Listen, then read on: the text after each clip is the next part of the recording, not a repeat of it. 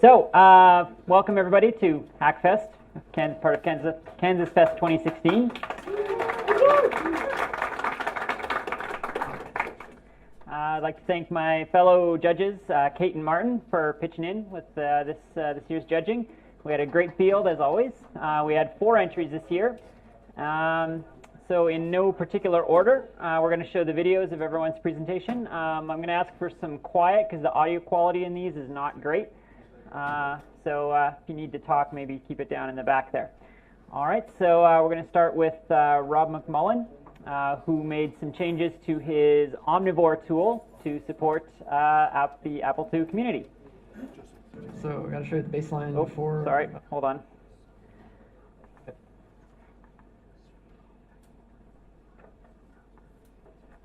They started KFest.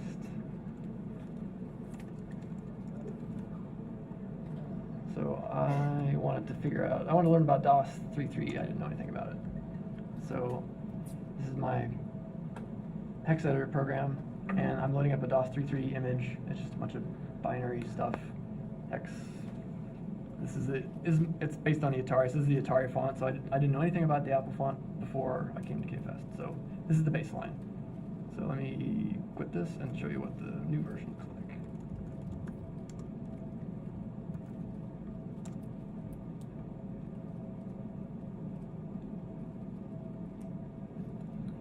So now, ooh, look at that, flashing text and yeah, everything. Nice. That's what it was. Right. Yeah. So yeah, and it parses the DOS 3.3 format, so I can look at different parts of the disk, so you get the catalog track, and it pulls it out in order now rather than how DOS 3.3 has it in sectors. It does it backwards. It pulls out the files, so you can look at files, and the flashing text does get a little annoying, so I can turn that off. I put a font with mouse text in there, so it turns the flashing off. But then you can edit files in the hex, in the text part. You can disassemble stuff. This is a view of the file that's contiguous from the file's point of view, but if you go back and look at the sectors may be written differently, spread out all over the disk. So, but you can edit it in file format, and then it saves it in the correct spot on the disk itself. So basically, it's a hex editing tool for DOS 3.3 now. For DOS 3.3 files. And does the disassembly handle 6.5 CO2 outputs? Or just It does, yes. Okay. It actually handles 65C18 as well if you want to go. Wow, okay. I guess that's DOS 3.3 really isn't used on a GS at all. All right, that was Rob McMullen.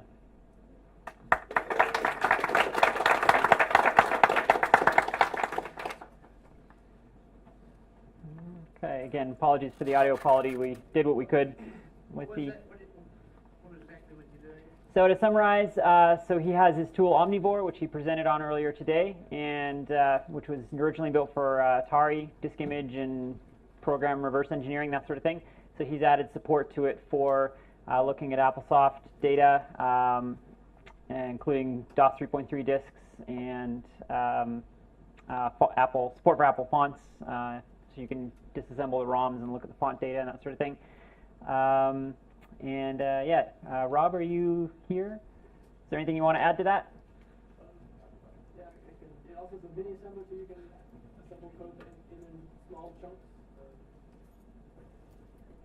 Comments. Add comments to your disassembly.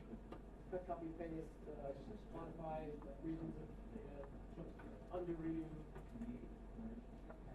All right, thanks, Rob. Next up, we have Paul Hagstrom, who we had to talk into showing this because I think it's really cool, but he wasn't convinced it was worth it. So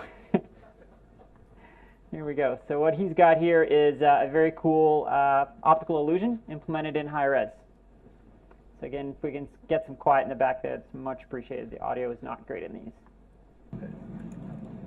Okay, so there we going? Yeah. Okay, so while this loads, I will just say what this is. This is very simple. This is not finished. This is really only one effect that I thought I would... Not really a game. Not really a game. So I'm going to start with this wave walk. This is the actual thing that shows it. And what it is going to do is it's going to... Oh, okay, we got a little bit of a hint of what it was going to do. But it's going to load in a background image, and then animation. The animation is basically just an example program from the graphics magician. So the interesting thing here is the background, and you might actually already be able to see it.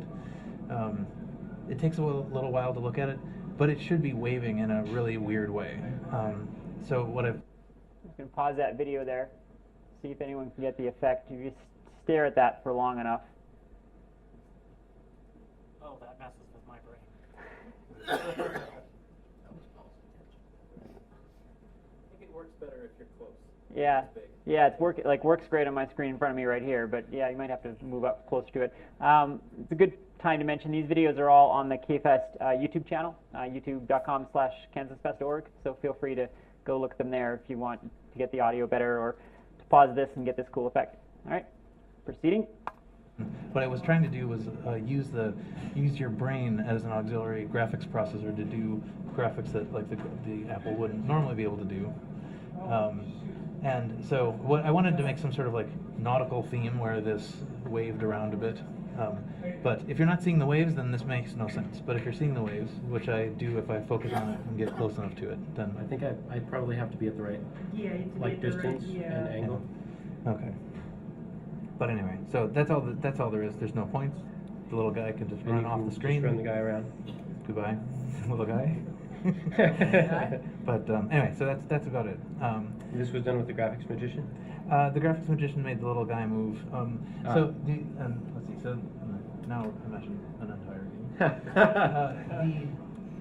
There's one other piece here which I could, I'll put this somewhere since this isn't going to win anything. But the Make Waves program is the one that I used to make the background. Oh, actually, let me say one more thing here. Full screen. The inspiration for this was this thing that I found on the web. Oh yeah, I see what you did.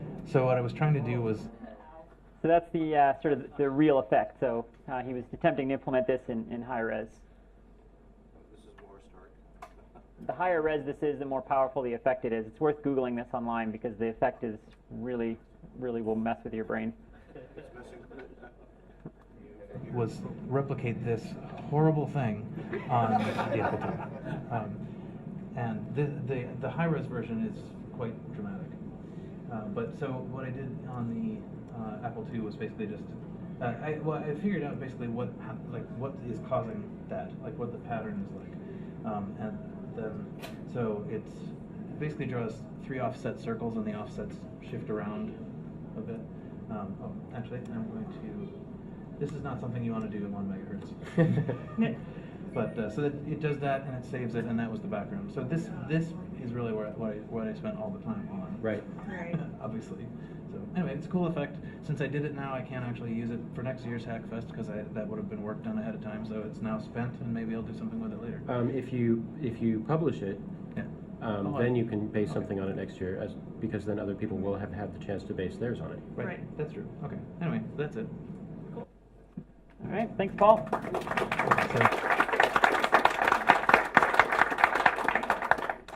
And next up we have Kevin Savitz, who has built a game in assembly language in low-res graphics. And I'll let the video speak for itself here. Say his name too much. Yes, well, I've said it once now, so don't let me say it 3 times. I've got one more of the KS word. Okay. Here's my real Hackfest entry. It's called Caverns of KFest, which is the first program I've written in machine language ever.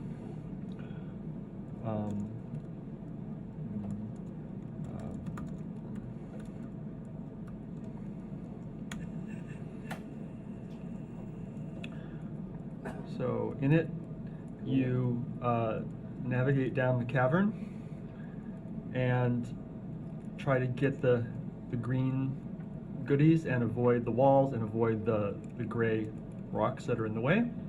It has sound. Check that out. There's happy sounds when you hit the green things and sad sounds when you hit something you shouldn't, like that. 2 different sounds. There are levels. That the thing I like about that right now we're on the blue level, trending toward the red level, so the walls start to change, I see that. are changing color toward where we're going. Does it have a score? So it does keep score. I don't know how to print the scores, so the score is kind of a mystery unless you want to look in the monitor to after it's done. You run the call -151 and look at your score. So yeah, that's something I need to learn how to do. It was complicated, and I didn't know it. So now we're moved to level 2. The path gets a little bit narrower. How do you know you're on level 2? It's a little bit fast because I know.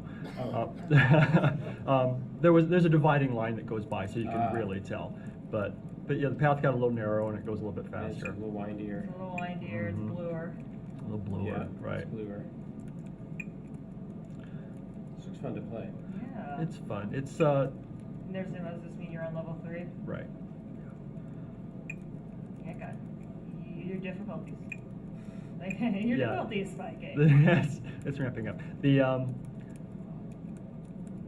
It's a little bit of reminds me of Low Red Car, or oh, I didn't tell you. Also, you can choose to go down more for more score.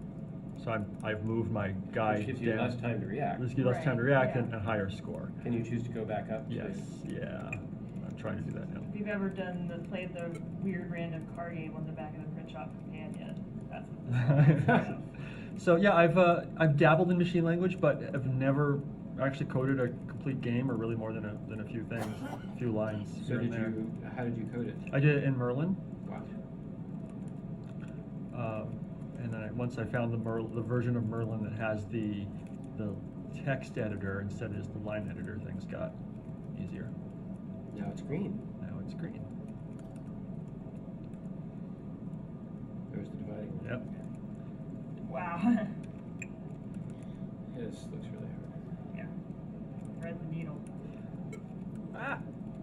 So you get 10 hits. I was gonna say, what's death? Can you Yeah, die? 10 what's 10 the is death condition? Yeah. So I think I've hit about 4 times now, perhaps. Which is something else that would be in the text display at the bottom of the screen, which, There we go. And it just kicks you out. And it just to kicks you out, bronze. 'cause- It doesn't, okay. Nice.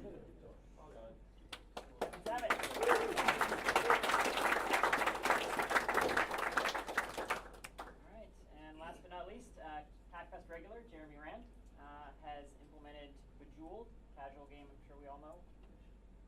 Try that again. Oh, how's that? Last but not least, Jeremy Rand, Hackfest regular, who this year has implemented Bejeweled in double low res.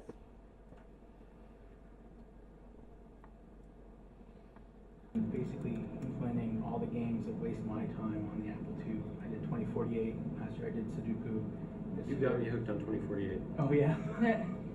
And this year I did Bejeweled. Oh my gosh. So it's written in C mostly with assembly for the double low res screen.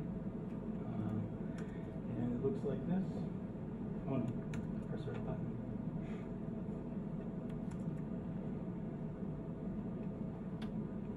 So this is 1 megahertz. I'm not running it at accelerated speed or anything. So just some Can you turn up information. the brightness at all? Thanks. So just basically use the arrow keys to select a gem, and then closed Apple and an arrow key to swap them. So if I swap those two, they go away and everything drops down. Oh, looks like I can maybe get a hypercube. So you can get cascading gems will explode and they'll all just kind of keep falling down. So the scrolling routine is in assembly, and Most of the game logic is in C. the game logic is in C, So- like detecting whether you are making a legal move. Yeah, and figuring out whether or not there's any moves left. So that one's starred now. That was 4 in a row, so I got a star. So it'll explode if I can get a match with it. Okay. It's so long since I played Bejeweled. Yeah. Apparently there's a Bejeweled 2, and I've never played it, so I don't know it. If I make an invalid move, oh, that wasn't an invalid move. If I make an invalid move, it swaps and swaps back. If I don't know where to go, I can press H, and it'll say that's It'll an give you a invalid hint. move. H for hint. H for Nice. hint. This bar along the side is your score within the level, and as soon as that is full, then it goes to the next level. How many levels are there? I think, did I make it a 16-bit integer, or it's either 255 or 65536. Okay.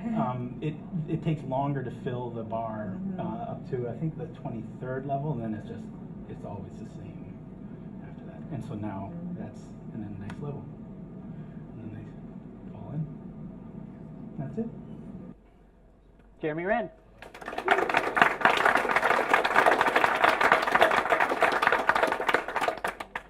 So it was a tough decision as always, but after much deliberation and only a minor fist fight,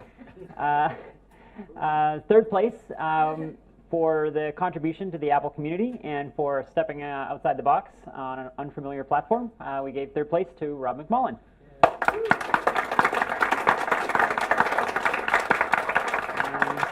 I don't know if we have prizes or and there's supposed to be I think there's prizes, but I'm not sure. There are prizes. They'll be handed out later. Oh, okay, cool. I just work here. Sorry. Second place for the obvious quality of the end result and overall coolness of it and the completeness of it. We gave second place to Hackfest regular Jeremy Rand.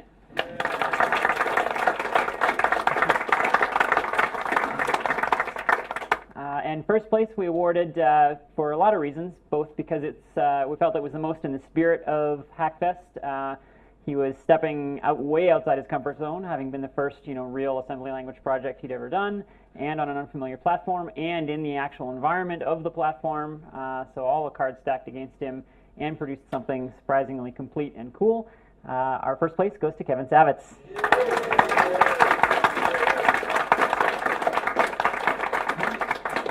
So that's it. Thank you, everybody. How do the prizes get distributed? I will distribute them. I have a list of the contest winners. So when you're finished, Yep, that's it. Thanks, everybody.